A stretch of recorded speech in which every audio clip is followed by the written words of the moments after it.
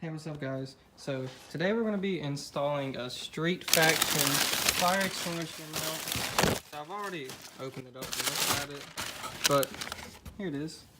That's what you get in the box. Nicely machined and powder coated. Looks awesome.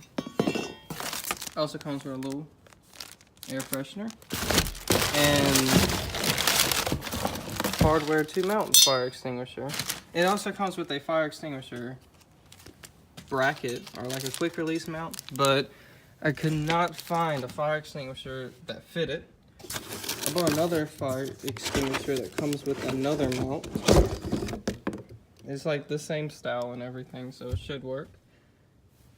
And yeah, basically just bolt this up to the stock seat rails and then bolt the fire extinguisher up to the seat bracket and everything should be good. So I'm gonna start doing that right now. So this seat bracket is universal. It should fit mostly every single quick release fire extinguisher mount. As you can see here, all these holes line up perfect. So I'm gonna go ahead and bolt the fire extinguisher onto this, and then it's just a matter of putting the two seat bracket bolts back in, and that should be all. So here we are with the fire extinguisher bracket mounted on, and yeah, I mean, it's kind of awkward to put on, but I mean, it's basically 4 bolts and you're done. And of course, Street Faction quality, everything lines up perfect.